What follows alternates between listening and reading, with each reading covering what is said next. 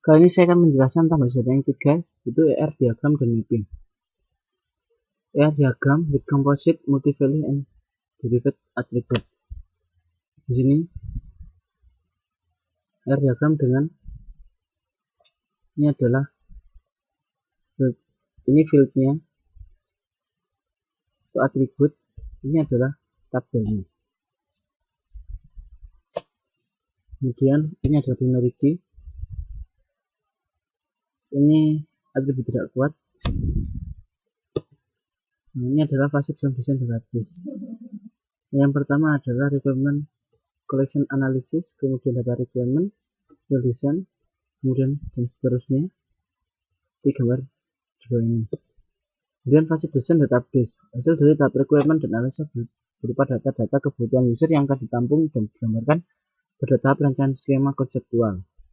Pada tahap conceptual design berisi detail deskripsi dari tipe-tipe entity, relasi, dan constraint. Hasil dari tahap ini berupa rancangan ER diagram.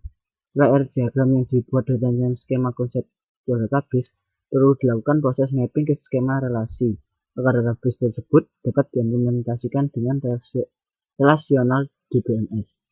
Tahap ini disebut logical design. Hasil dari tahapan ini berupa skema database. Tahap akhir adalah physical design berupa pendefinisian struktur internal storage, index, path, serta organisasi file-file dalam database. Ini adalah fase dalam desain database. Kemudian mapping ke skema relasi. Setelah ER diagram dari suatu database dibuat, perlu dilakukan proses mapping ke skema relasi agar database tersebut dapat diimplementasikan dengan relasional DBMS.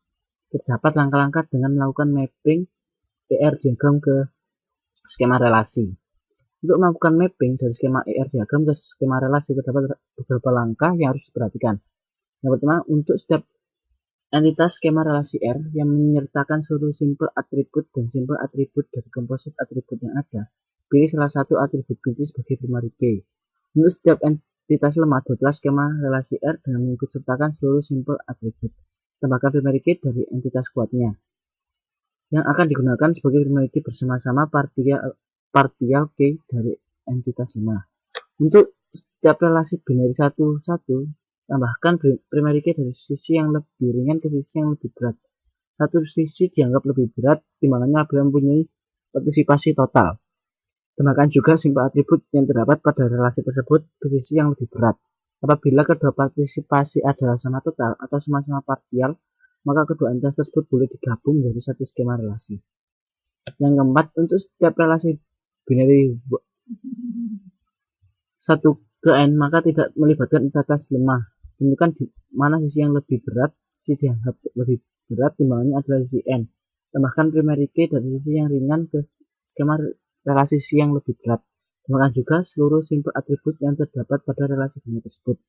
Yang kelima, untuk setiap relasi binar m to n, buatlah relasi baru R dengan atribut seluruh simple atribut yang terdapat pada relasi binar tersebut.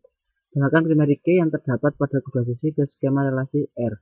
Kedua foreign key yang terdapat dari kedua sisi tersebut digabung menjadi satu membentuk primary key dari skema relasi R.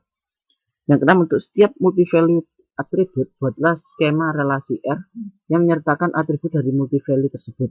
Tambahkan primary key dari relasi yang memiliki multi-value tersebut. Kedua atribut tersebut membentuk primary key dari skema relasi R. Yang ketujuh, untuk setiap relasi n dari dengan n lebih dari 2, buatlah skema relasi R yang menyertakan seluruh primary key dari entitas yang ikut serta sejumlah n foreign key tersebut akan membentuk primary key untuk skema relasi R. Tambahkan seluruh simple atribut yang dapat pada relasi n-ary tersebut. Sekian dari presentasi dari saya. Atas perhatiannya, terima kasih.